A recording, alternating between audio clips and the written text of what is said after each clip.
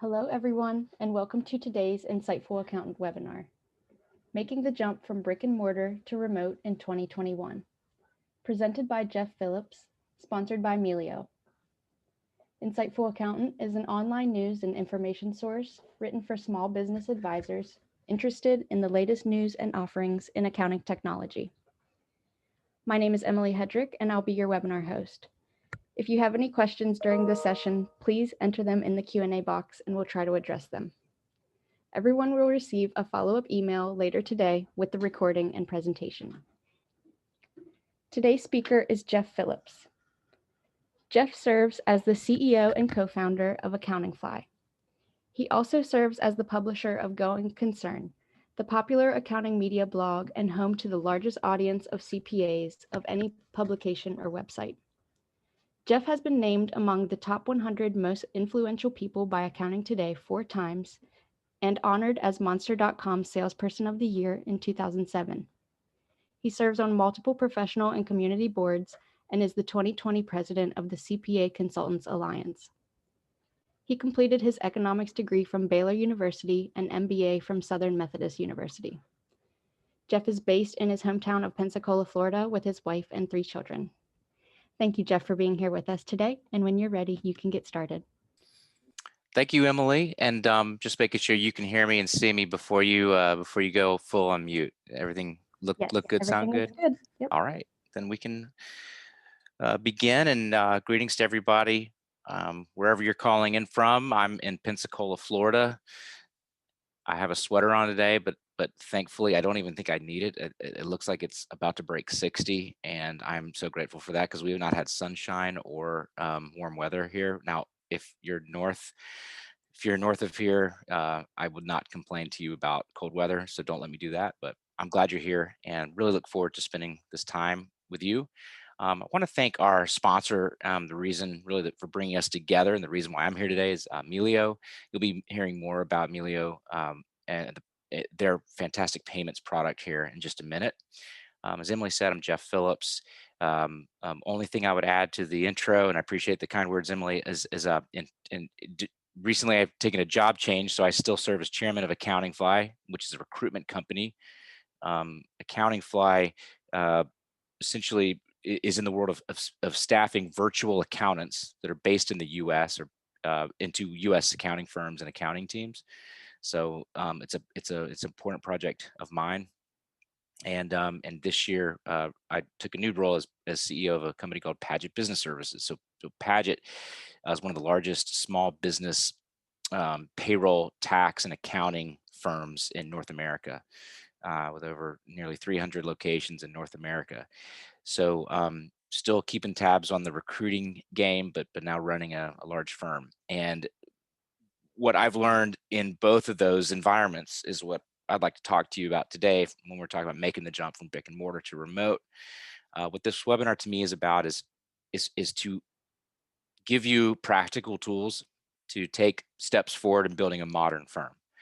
I'm not going to say that you need to sell your office, although we have Paget franchises that are selling their office, and I have clients that are selling their offices. But I am saying about taking steps forward as a modern company, getting to more automation in the business, getting to advisory services, getting clients that maybe aren't in your market if you don't have that, and staffing for a remote environment, which is an ultimate solution for staffing, because as you've probably found out, it's very hard to staff. So where do we find those people?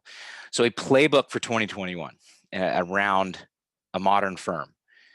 And I hope that you leave this with a tangible sense of some things that you can implement this year. And I'm always here. I'll give you my email address at the end to discuss. Happy to chat with you offline as well. So here's Jack, Francis, and Mally, my 3 little ones. Love having pictures of them in the webinars because it reminds me of why I get them to go to work every day. Let's talk about what I want you to leave with. So the last time I gave a webinar, about 70% of the attendees said they went remote because of the pandemic in 2020, suddenly remote. Okay, and I have to tell you, that's not what that is a stressful, massive change for any CPA firm, accounting firm, bookkeeping firm to go through. So we have to deal with sort of two realities. One is that it's looking like this remote world will continue in 2021 for pandemic reasons, but also there's also reasons why you should want to go from bricks and mortar to remote to take advantage of trends. So not just are we still in sort of a shutdown around the United States here, but your staff is wishing to stay at home and work from home because they're finding that they're more productive at home. And I want you to show up as a leader around a remote firm and not react. So let's optimize your remote team. Let's work on the business model for this year. How can we make steps forward as a modern firm in light of the fact that we're suddenly remote? So you can do this. You can succeed in a remote environment. One of the benefits of the last year and how crazy it's all been is that it's forced a lot of firms to change the way they're doing business. So I hope this information is a way to accelerate your leadership in running a firm that probably is already remote. I'll talk about technology because it's a critical part of this, but also just about strategy, what a modern firm looks like, staffing for a modern firm, how to deal with document security, some things like that. All right. So hopefully that gives you a clear picture of where we're going. Just a word about our sponsors today, Melio, just a fantastic product. If you have not heard about this, the best way I can describe is think Venmo for small businesses. Right? There's a lot of other payment platforms in our technology universe. However, Melio is uniquely suited for your small business clients, and I mean ideally suited. So I want to just thank all of the team from Melio for being here. Melio is free. It is simple. It is an efficient payment solution for you accountants and your small business clients. I'm impressed because of its ability to save you time working in the bill payment world, and just reduce 40% reduction of time of payment management. Shout out to Netta, Peter, and Tomer from the Melio team who are here to answer any questions that you may have as we go along. Just a little bit more. If you haven't heard of it, please check out Melio. A couple of features: you can pay all your clients' bills online from this one platform. You don't have to log into each account, so they have an accountant's login, which is really cool. It's very easy to use. It takes under a minute to set up. It's got a two-way sync with QuickBooks Online, so you are not re-entering data again. You can pay with ACH, you can pay with debit card, you can pay with credit card, or your clients can. And Melio will send a check or an ACH transfer to the vendor, whatever your choice is. You can set up approval levels so that your clients have better control over their expenses. And it really is free for most of the features inside Melio. If it gets more complicated transactions, there are small charges. There's no subscription fees. And accountants who are using Melio have reported actually to me that their bill pay handling time was cut by nearly 40%. So great tool to increase efficiency, especially if you're running a remote practice. I think this is cool too. Their support team is staffed by QuickBooks Pro advisors. So if you want to start using Melio or know more, there's a couple ways you can do that. You can go to meliopayments.com/accountants. You can sign up for a live demo, but also fire away questions in our chat panel, and the team will respond to you live while we're doing this webinar. And there'll be an opportunity later in the presentation to ask for some more follow-up information in a live demo. All right, so Melio, thanks you guys for being here. And you represent all the things that we're talking about, trying to bring accountants into the modern firm future. Okay, so I want to lay out what it means to me to be a modern firm, and I want you to gauge yourself on where you're at on these kind of vague standards that we're laying out here. And I'll just I want to spend a few minutes talking about this because this sets the table for where we're going. So the title of the presentation is Bricks and Mortar to Remote. And so I don't mean, it's a title, but what I don't intend is for you to go fully remote necessarily. I mean, modernize the practice so you can make more money and improve the quality of your life. If we accomplish those two things and you still have a bricks and mortar office, fair enough, right? We're going to be just fine. But what does a modern firm look like 2021? Where should you be headed? We want to get rid of manual data entry, and the tools exist to do this. I want to, empower you to look at your head count in the future and just get rid of data entry altogether. It's there. We can get there. Um, Advisory relationships, real advisory relationships in real time, right? So we're automating tasks that allow you and your high level advisory staff to be outsourced CFOs, outsourced controllers, better compliance providers, key advisors to small business owners. When we eliminate data entry, we become more equipped to do proactive outreach. I mean, how many times have I heard from small business owners in my universe, my accountant didn't call me during PPP. They weren't proactive to get around this problem. There really seemed to be a separation point in March of last year between the proactive accounting firms and the ones who were not so proactive around just PPP. And it is a valuable lesson to all of us. We want to deliver better value to our clients and higher margins to you through the advisory business model, and knowing your value as an extremely valuable service provider. Inside your team and inside your own culture, a modern firm is driven by trust over FaceTime. That's a big shift. We want to manage by results and objectives, not through micromanaging the work inputs. We're going to trust people and manage results. Company cultures that are fast, that are rooted in trust, flatter organizations, more freedom, delegating decision making down the chart, and you are responsive to the individual needs of the talent, which gives them work-life balance. This is a critical part to keeping the good staff that you've got and upgrading your talent into higher billable, higher value advisors. Cultures that are proactive internally, looking after its people. And I mean, at the end of the day, what this does for you, if you're an owner, it's pushing down the responsibility and the work into an organization. And I think all of us need to know that we can do that. Okay, it's about delegating and building systems, not more work. I want you to work less and make more money, to put it roughly. But lastly, one of the opportunities that a modern firm unlocks for you is to hire or to sign on clients that don't work in your geographical market. I have a friend named Peter who lives in Rhode Island, and he had a little marketing firm, and he took on an interior design client a few years ago. And with this interior design client in Rhode Island, he developed an accounting for interior designers manual, little playbook piece of content, white paper. And it got sort of sucked up into the interior design universe around the United States. And Peter was ready for it. He didn't know it was coming, but he had already been transitioning to a modern firm. And all of a sudden, Peter was getting calls from interior design companies all over the country. My wife in Florida is an interior designer and knows about Peter in Rhode Island because of this thing that he wrote. And so Peter's charging good margins and is doing incredibly important advisory work plus compliance work for interior design firms all over the United States. One piece of content drove hundreds of clients. And so to me, that is one of the most powerful aspects of a modern firm, is the ability that because of the way your back office is set up and who you're hiring, you can have clients all over the country in a niche. And that gets us to staff too.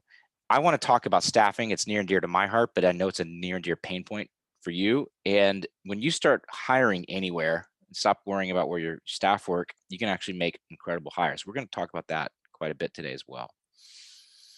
All right.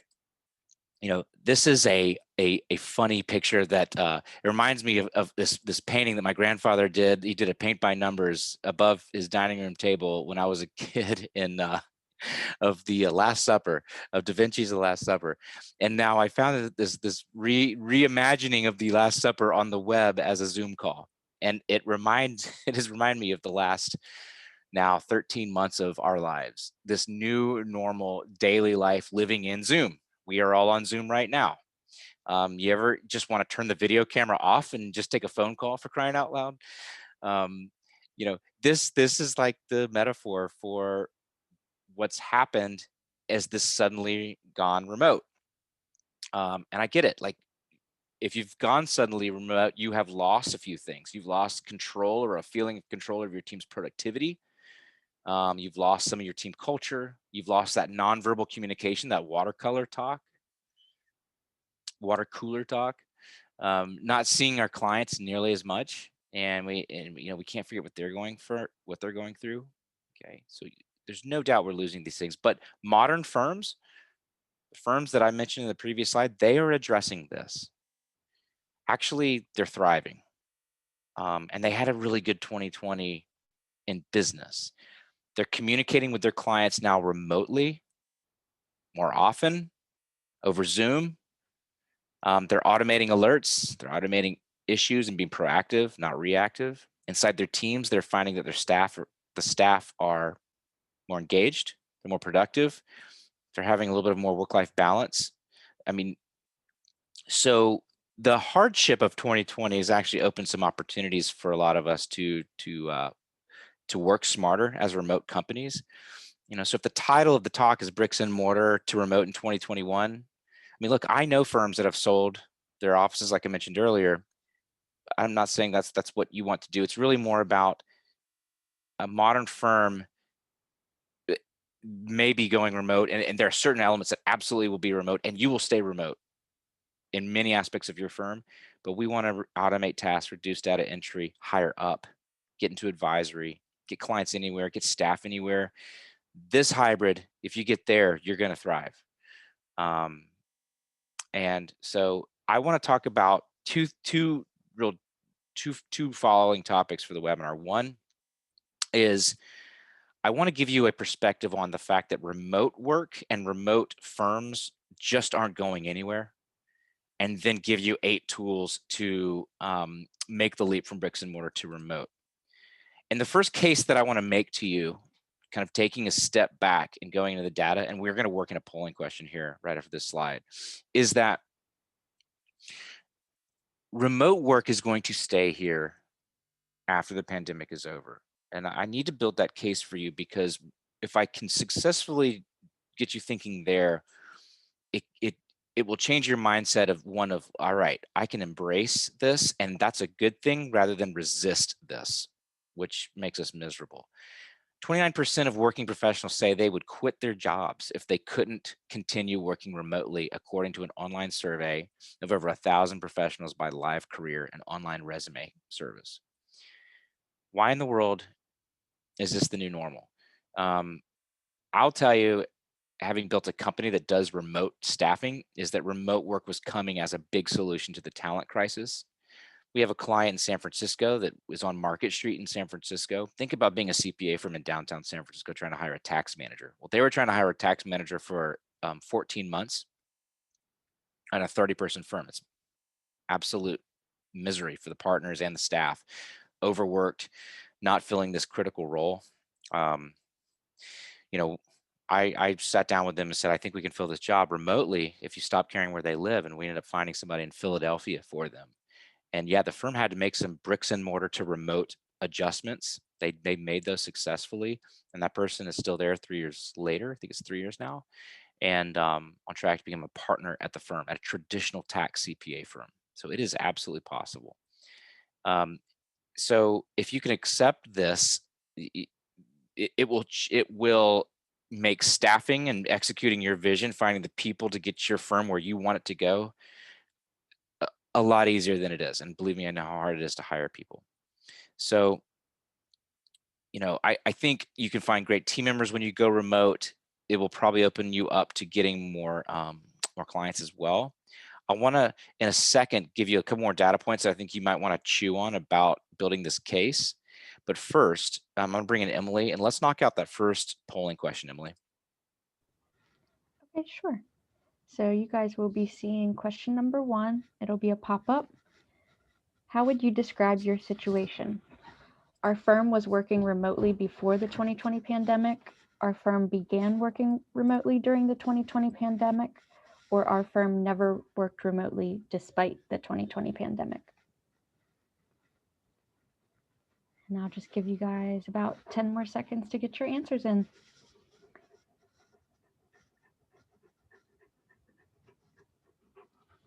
All right, we'll do 3, 2, 1. All right. Do you want me to share those results, Jeff? Yeah, let's see them. Okay. All right. So there was already some remote work going on before and then 30% during the pandemic. So there's actually more remote workers here than I was anticipating, which is exciting. But I will, and by the way, thanks for the comments on the chats. There sounds like there's already a lot of fanship of Melio, which is makes my day.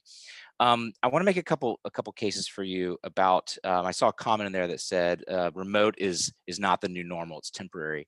And I want to keep building on this case. That one, I disagree with that notion. I think it's absolutely here to stay, and I think it's in your best interest to keep it that way. These statistics feel so fake when you look at them. Okay, I'll be the first to admit it, but I will translate this into something that you can feel. Korn Ferry is a huge executive search firm. 2018, they do this survey. The Gallup organization has written a book that topics this exact same concept. It's called the Coming Jobs War. And what it says is in 10 years, there's going to be 50 million more knowledge economy jobs globally than there will be staff to complete them. And I get it. Like in February of 2021, you're like, that's not today's problem. I got like 100 tax returns I got to knock out in the next week. What are you talking about? Let's talk about tomorrow, today's problems. This is today's problem. If you've posted a job to try to staff your business in your market, and yeah, we're remote, but we want you to work from home in the same city in Denver, wherever we live, or Pensacola, Florida, or wherever, it's not going to work. And this is some of the evidence why that's happening. It translates into the accounting profession. So in the accounting profession, there's 660,000 CPAs. Okay, when you add in bookkeepers and it's affiliated accountants, there's about 1 million, we'll call about 1 million accountants and bookkeepers in the US. And this is according to Bureau of Labor and Statistics. So at the middle of last year, so this is before the pandemic, and I want to, you'll have to trust me on something because I live and breathe this data. This obviously is year-old data, and there's a reason why I plucked it out from the middle of last year, because I think that the pandemic temporarily, that this part is temporary, the pandemic's temporary impact on the unemployment was so shocking and jarring, especially in like more hourly staff, that it's hard to pull data and show you where you really sit. So what happened in the accounting profession was we did have a temporary blip in unemployment, but I would argue what today's numbers look like are more like where we're at in the middle of 2019, maybe a little bit worse, or a little bit better in your favor. But so I compare where we are today, adjusted by the effects of the pandemic, to about where we were about a year ago. And during that time, the unemployment rate national was 3.8%. Now it's more like 7%. All right, so I understand that. But accounting and bookkeeping is not very different. Bookkeeping and accountants were between 1.5 and 1.8%. What that means to me, and what that should mean to you, is that everyone's employed. Everyone's employed. Everyone in a risk-averse population is employed. They may not be happily employed, but they've got a job. So when you post a job on monster.com or whatever, and I used to work at Monster, I understand, I know the product very well. When you post a job on Indeed or ZipRecruiter, you get a lot of lousy candidates. This is why, because we're going to have to do something different to pry them loose. And I think a big part of why it's been so hard is because of the previous slide, the coming jobs war, and this massive problem that we're all going to face about there's too much demand and not enough supply. The other factor leading into this is millennials. And millennials are now the majority of the workforce in accounting. They're the majority of the workforce at all of the big four. And they've come into the workforce with very different demands and very different life situations. And their life situation is different than, like, let's say, baby boomers for the following reason. In most millennial families, mom works and dad works. All right, mom helps with the kids, dad works with the kids. In my family, mom has a company, and dad, dad has a business. So we split all the duties. We can't succeed in life if we don't have a little flexibility to leave our jobs and return to them when we need to, at night or later. And for the longest time, public accounting resisted this. And I'm starting to see it move a little bit. But what it basically means is millennials are going to choose an employer over another based off their ability to do anywhere work and flexible time work, anywhere, anytime work. And if you would prefer to hire people that can execute your vision, then addressing these basic needs is one way. And it's my opinion, it's the most important way that you can get over this hurdle called there's not enough supply to meet the demand. And so that is why remote work is so critical.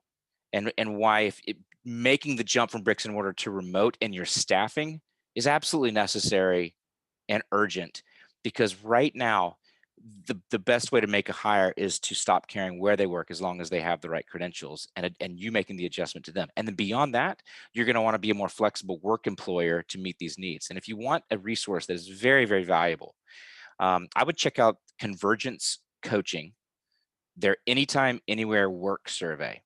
If you just Google this, Convergence Coaching, Anytime, Anywhere Work Survey, you can download their 2020 survey results and benchmark your own firm's flexibility for your workforce against 200 plus other firms here in the US. It's a fantastic resource and I highly encourage you checking it out.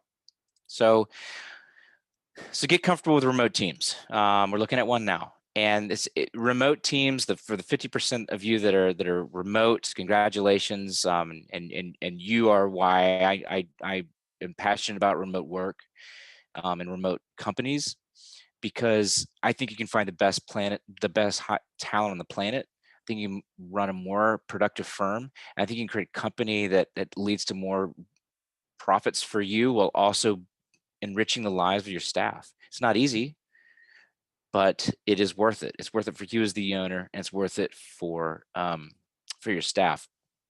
And if I could summarize it, it's this: is if you don't offer the type of workplace that the talent wants, you have no shot of hiring or keeping good talent. If you don't do that, all of the other pieces of building a modern firm and making this move from bricks and mortar to remote, it's all for naught, because you can't accomplish your vision without the team to get there. So let's talk about the moves you can make to get there. But first, Emily, I want to hand it back over to you to do the second polling question. Okay. Polling question number 2. What aspect of moving from brick and mortar to remote is most challenging? The technology, our clients, my staff, or all of it?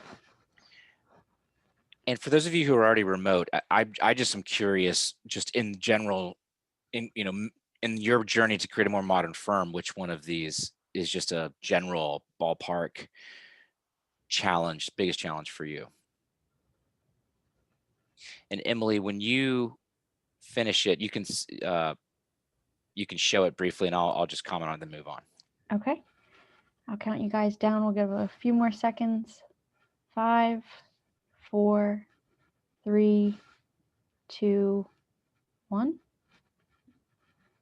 Cool. Thanks, everybody. And so, it's like 30% technology, 25% our clients, my staff, all of it. So it's actually spread out completely even. I'll have to ask a more specific polling question next time, but we're going to address on all of these right now. All right, thanks. So I'm going to keep going. So 8 moves you can make to make the jump from bricks and mortar to remote. 8 moves you can make to become a more modern firm, and a couple resources as well that I want to pass out to you as we go through this. And I think as to be helpful to the greatest number of you, you might have found yourself remote in 2020. You might already been completely working remote. But what I want to challenge you to do, no matter where you go from here in building a remote firm, is be incredibly intentional. It's an important word with your business planning, with your staff, with your clients, with setting up processes, and making this move, eliminating data entry, making this move to advisory. And I want to talk about some ways you can be intentional to make practical changes in your business this year that will be useful. As always, I love your feedback, and if you have questions, we'll try to leave a few questions either about Melio or about the content here at the end. So I'm just going to go right through them. I think that the audience here is a fairly sophisticated audience based on the some of the reactions about just interest in Melio from what I said earlier. So if this is rudimentary for you, I apologize, but if you're not in the cloud for your accounting, you cannot really, in my opinion, make the shift from compliance to advisory. Charge more, have a more remote firm until you make that move. And there are so many benefits to being in cloud accounting in 2021. The least of which is eliminating the data entry side of the work. So by all means, make that a priority for this year. And the other mindset move is to look at ways you can automate tasks. There's a book coming out that I'm so excited about called A World Without Email. It's by Cal Newport, one of my favorite content producers, and he talks. The book is about automating work, and about freeing our time to focus on deep work and the most important aspects of our careers and running businesses, and how we get caught up in email and communications and Slack and texts. And it's such a challenge. And the premise is that we want to automate tasks so that we aren't doing routine tasks. So always be looking for ways you can automate work. If you um, your local web designer and website company probably understands more about Zapier, which is a tool that can automate data flow between one application and another than anyone in town. And if you're not a Zapier expert, get them on your books for $40 an hour and get them wiring up information if you're already in the cloud. So you know, I think that if you are looking at cloud, and if you're already there, then I would shift into a mindset of finding absolute ways to streamline tasks inside your firm and eliminate any kind of routine tasks. Melio is one of the tools in my stack that I would recommend to do that as well. So automate your work with technology, get on cloud accounting software. If you're already there, obsess over automating tasks and routines to software. Okay. Obviously, we talked about hiring remote talent a minute ago. But I see this as a key piece, and I want to define what I mean by this. In order to be a modern firm, you're going to have a team.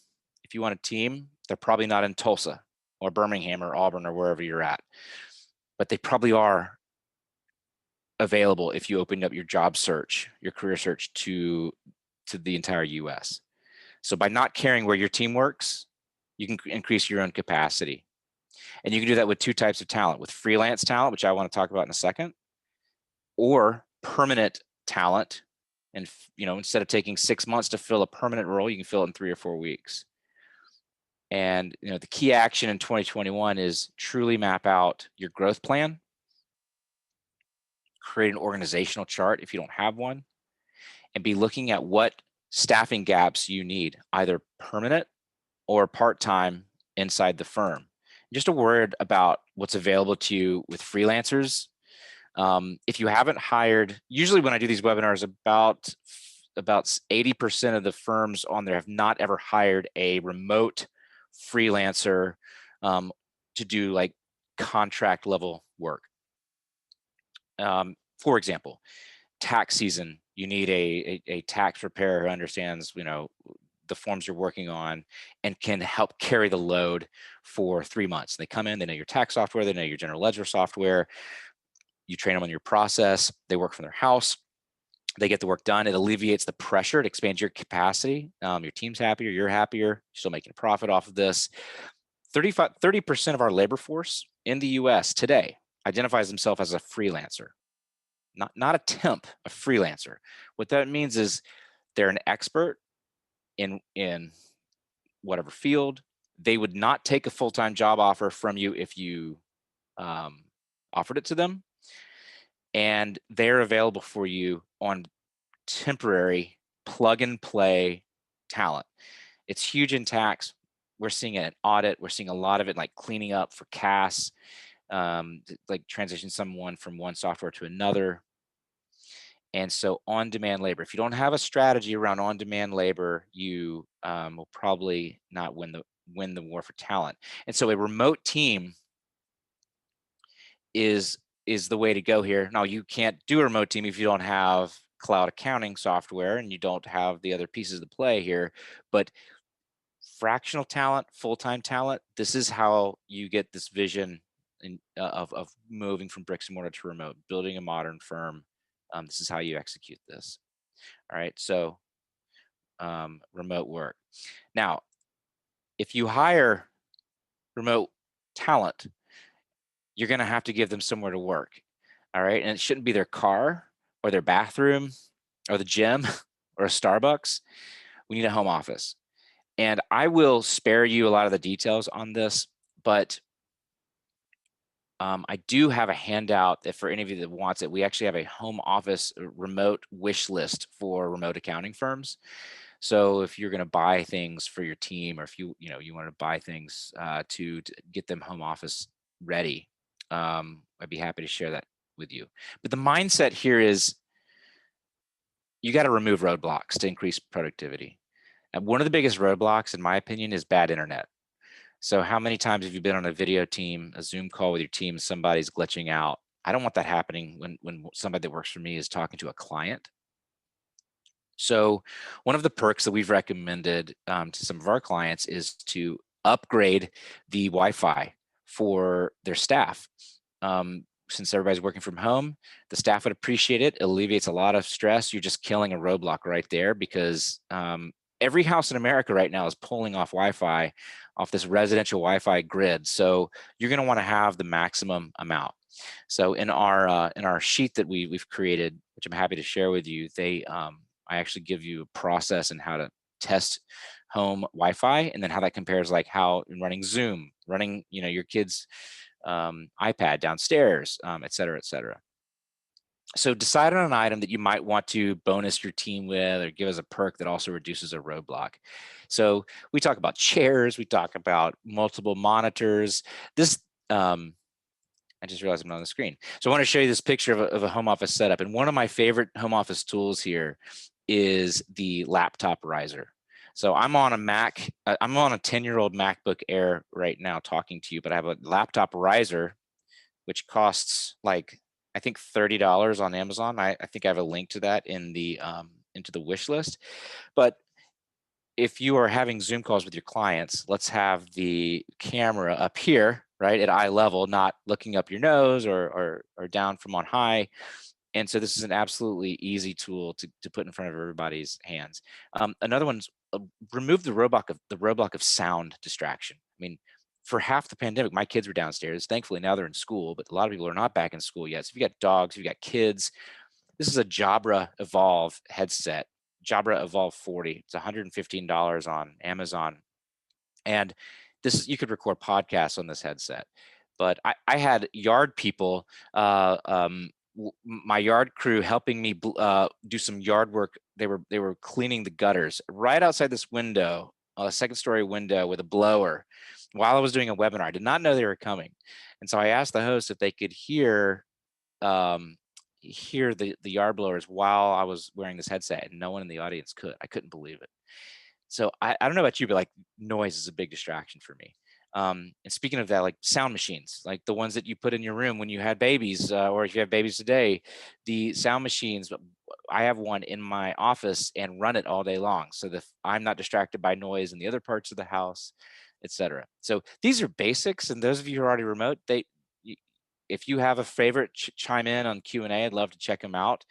And but the mindset of an owner is, how can I gift these items to my team to eliminate roadblocks? Bottom line, when you hire remote, or if you're going remote, your staff need to have an office in their house or a bedroom in their house where the door can close. If at all possible, they need to go into that room. that is a productive workspace. It can't be the living room. It can't be the coffee table. It needs to be a dedicated space. I know that's not in the suddenly remote world of the pandemic, that's not possible. And sometimes it's very difficult. But to me, this is one of the absolute, um, uh, you know, trouble spots, non-starters when you're building a remote firm is like the good, proper home office setup. Invest in Zoom backgrounds that your graphic designer, your local agency can create. Put your logo on your Zoom background. These are easy to implement. We've got them at Paget, and but bottom line, like what's behind that Zoom is it's your professional presentation to the world. So just pay attention to it. It matters. I want your clients seeing you in a professional light. I want your team members seeing you in a professional light, and have a great home office setup. All right. So the next is just how we manage inside a modern firm. It needs to change. If we're going to go remote, not everybody is in the same room as you. There's a lot less micromanaging. Um, the question I get most often when I talk about remote accounting firms is about the anxiety the hiring manager feels because they can't see their staff anymore. And you hopefully you're rolling your eyes when you hear that, because I do, because I my feedback is you're doing the wrong management inside the office already. We need to move from management by micromanaging your time in the chair to managing by objective.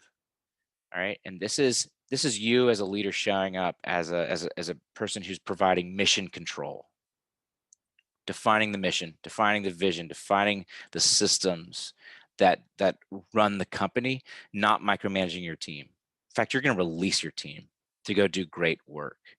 So structuring remote work is about results.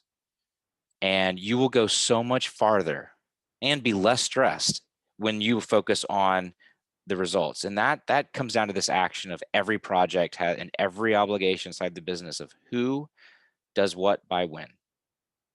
Everything has an owner, everything has a deadline, everything has a clearly defined task. Instead of thinking I can't see my staff, going back to the question earlier, we're going to trust them. We're going to let go of needing to see them in a chair all day long. And felt, for my money, if they're not worth trusting in the first place, they should not be on your team.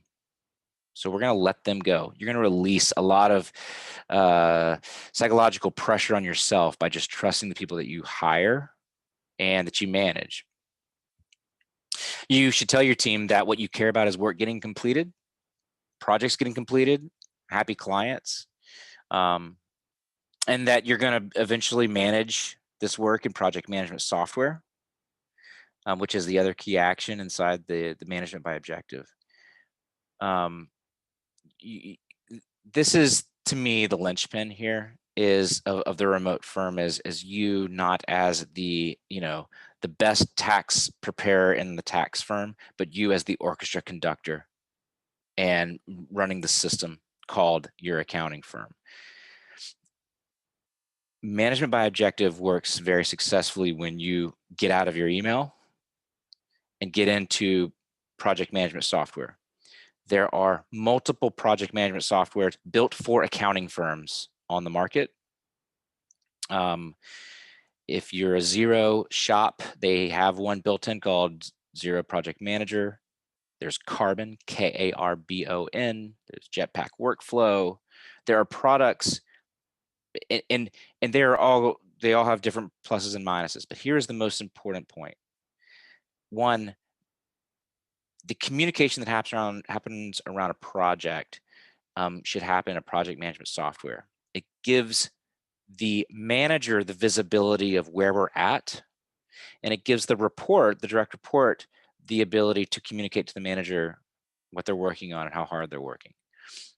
You don't have to meet every day to get an update if you use a project management software. As tasks get completed, as tasks get updated, those updates go inside the PM software, which is an asynchronous communication. doesn't interrupt you with another email, another Slack message, and the manager can build a system of checking. So the biggest tension between managers and direct reports is, I don't know what you're doing. From the manager's perspective, from the team's perspective, I'm working so hard, why don't you know what I'm doing? This eliminates this.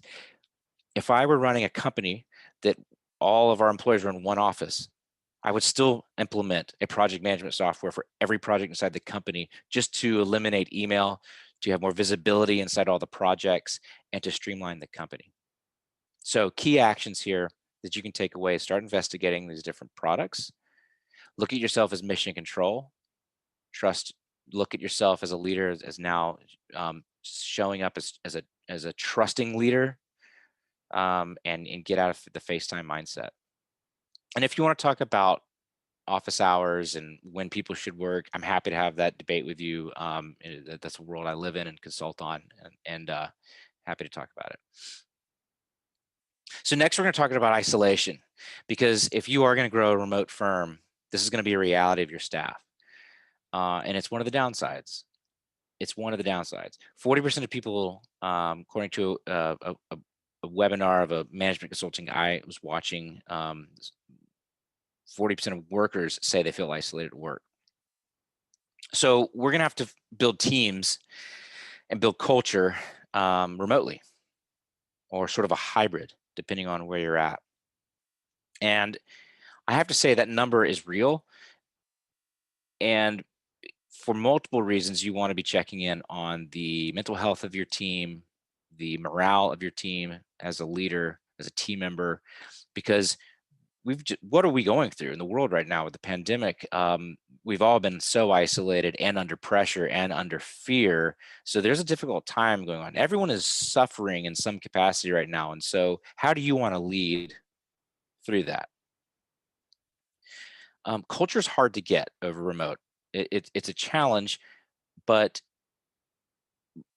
I think culture is hard to build a challenge inside an office too. I mean, some of the worst cultures I've ever seen inside companies were in, the most beautiful office buildings with the coolest foosball tables or kitchens or whatever. I mean, it's not about that. It's really about leadership and how we communicate.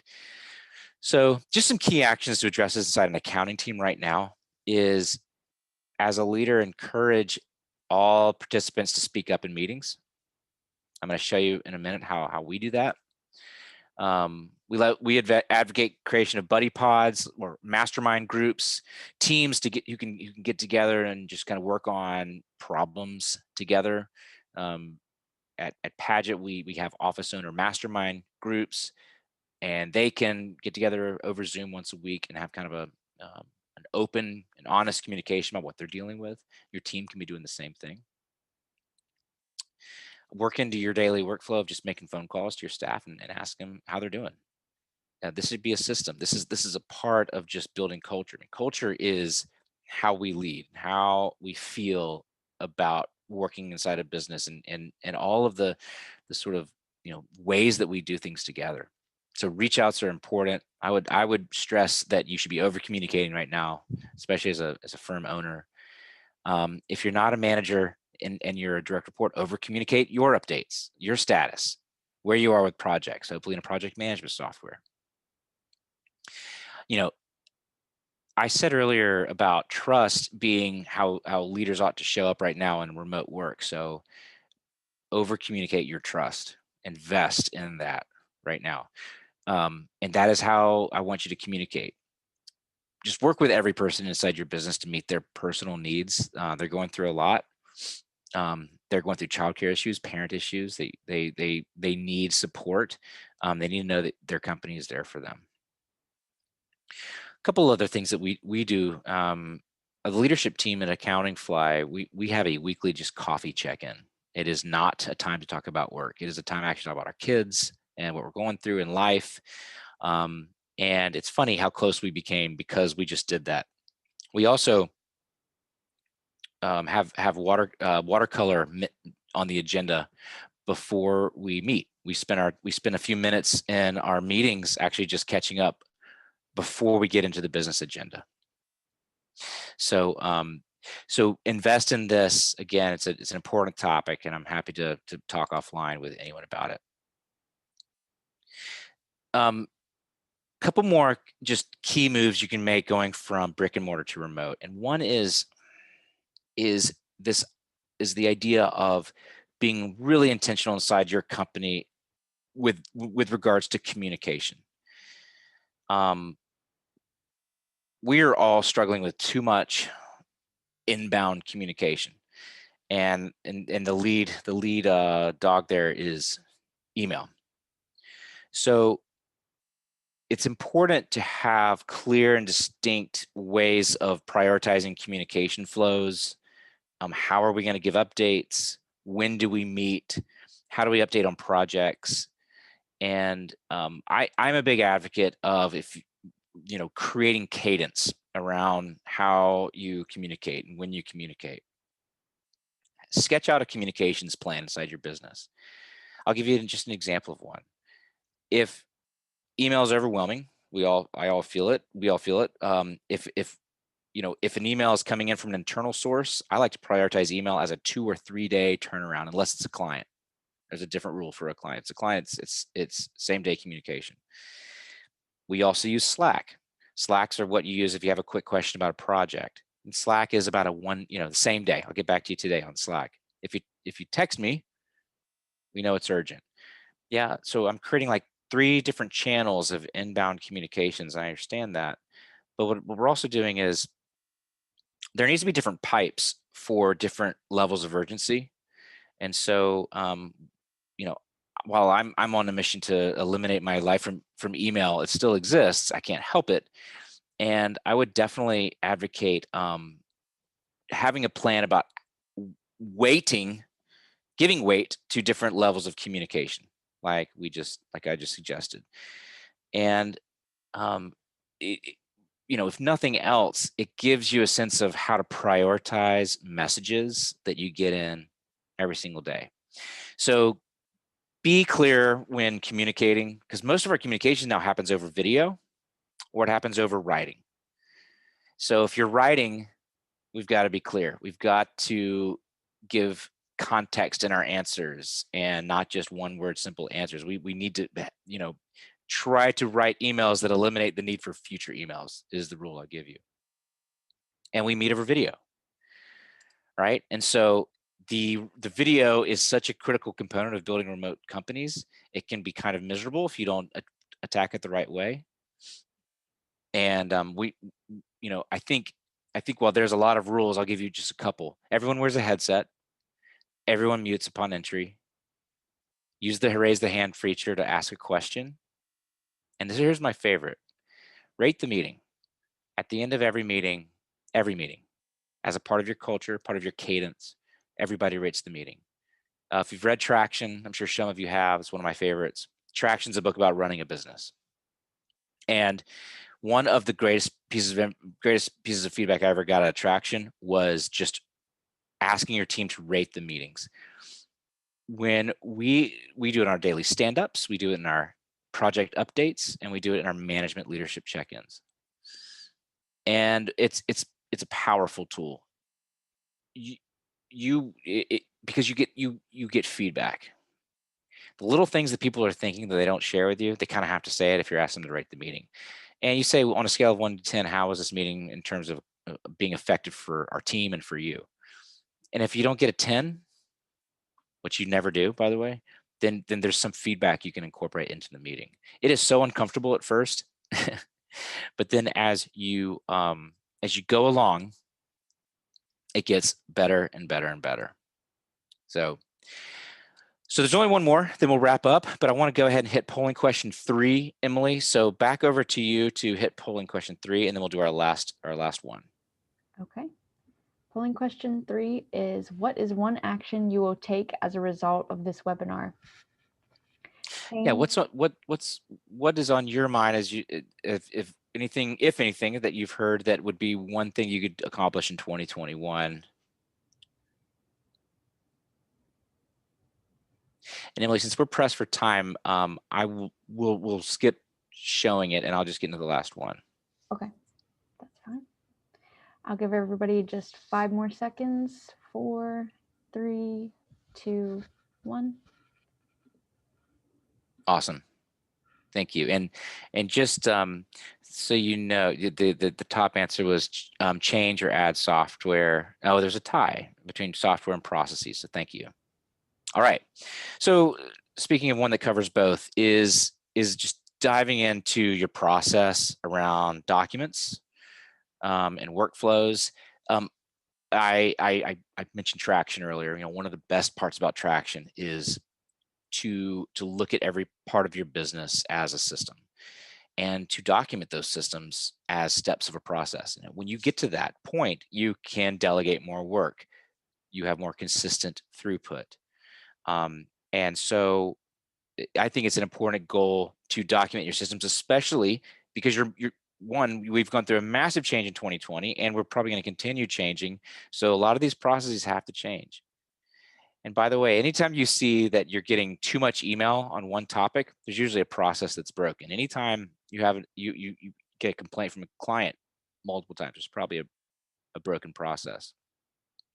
But when it comes to security around documents, which is a near and dear process, this is important inside an accounting firm because it's a process, but also involves client security. It's tricky and it's always a work in progress. So the way I think about it is just kind of give you 3 questions as you start to build a remote business, or add to it is how are we going to get documents in and out of our firm securely when there is no office or there's multiple houses involved? Okay, do you as the leader and does my team know where those documents are at all times? Do we know how to find them easily? And then how do you know when the documents are complete? What are the trigger points? So there's a lot of good products in the market that accomplish this, but I'm more concerned with, do you have the right process and are you asking the right questions in order to know where they live when they're complete? How do we find them? So and so that's documents, and security is always going to be a concern with remote. And I my biggest tip there, my biggest key action when it comes to security for remote hires is for your permanent hires, buy them equipment. Let the firm own your equipment. Give every employee, permanent or freelance, an email address in your firm's name that you can control. They must use that email to sign in into any cloud app or any like bank account, so that if you replace them, they're out and they can you can easily control that on off switch with them. Okay, so those are the 8. I'm going to do one more polling question. I'm going to give you my email address in just a second because I got a couple offers for you, but I just want to shout out to Melio, thank them for their sponsorship of today's webinar. Obviously we have a lot of fans of Melio on the webinar, which is awesome. And if you would like to learn more about Melio and just get a live demo, just hit yes. I'm interested in learning more, and we'd appreciate that. So Emily, you've already opened this poll, right? Yes, it is running. Fantastic. And if you haven't heard of them, think Venmo for small business saves you 40% when dealing with bill pay. And appreciate your support of our webinar, and a yes answer if you want to learn more about their product and how it can be a bill pay solution for your small biz clients. Perfect. We'll do just a few more seconds. Okay. 5, 4, 3, 2, 1. Thank you guys so much for voting. Thank you. And then, so thanks to Melio for doing this and the team there. This is my email address at accountingfly, jeff@accountingfly.com. If you're interested in that remote home office wish list, shoot me an email. I'm happy to send it to you. We also have a Zoom meeting best practices list that I'd love to share with you as well. I think we've got 1 minute, Emily. I don't have the ability to check the Q&A because it's so quick. Is there any questions that we should hit, or are we too close to the end time to even start that process? We'll just hit one thing I saw a couple times. A couple people commented about having like well-seasoned citizens who have trouble doing things on their computers and having an issue with them working online or them becoming acclimated to new technology? Yeah, I mean, I think that I have an 82-year-old dad who's an enrolled agent, and he can get on a Zoom call and talk to his grandchildren now. And when we first started, it was kind of a nightmare, but we just kept at it. And I think that at Paget we have a lot of baby boomer and up clients. We're polling them, and they're telling us they like meeting with us over Zoom. So I think it's a training. I think it's training and motivation and leadership is what it boils down to, because I've seen too many examples because we were forced to do technology during the last 13 months, that I would say don't give up on hope. And when you kind of force it on someone, it you have pretty good results. Awesome. Thank you so much, Jeff. That was a great presentation today. Everyone, thank you so much for joining us. I will get that handout and recording here to you shortly. We hope to see you all at the next Insightful Accountant webinar, and I hope everyone has a great day. Thank you. Thanks, Emily. Thanks, everybody. Appreciate you.